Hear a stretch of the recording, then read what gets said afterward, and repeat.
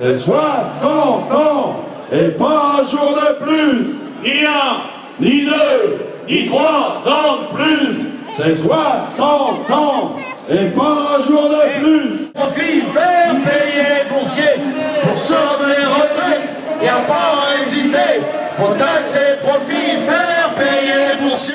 L'Élysée, c'est pas un Matignon, c'est pas dans les salons qu'on obtiendra satisfaction. Retraite, salaire, pouvoir d'achat, c'est pas l'anglais et par l'action qu'on obtiendra satisfaction. C'est pas l'Élysée, c'est pas Matignon, c'est pas les salons qu'on obtiendra satisfaction.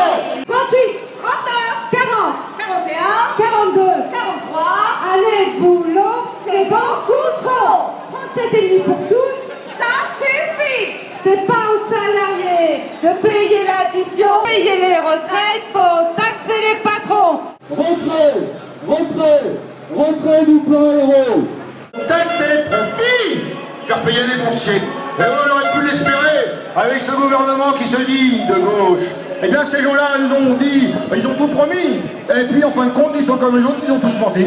Eh bien oui, voilà, résultat des courses. Même Libération aujourd'hui dit, bah voilà, c'est un gouvernement qui favorise les patrons.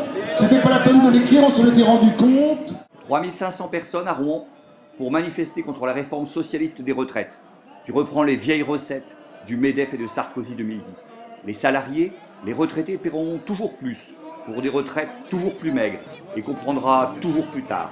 Les patrons, eux, ils ne paieront rien de plus. Hollande a déjà promis que l'augmentation des cotisations patronales de 0,3% sera intégralement compensée par une baisse identique des cotisations familiales. Alors pour les patrons, on vit trop vieux pour leur profit. La retraite, ce n'est pas un problème de démographie, c'est bien un problème de partage des richesses.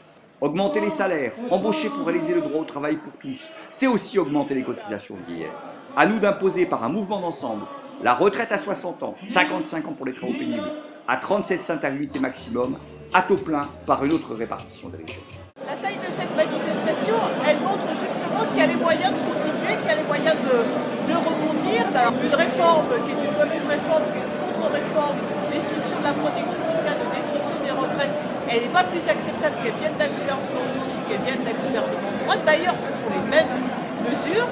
Cette manifestation, elle est un premier temps, un début.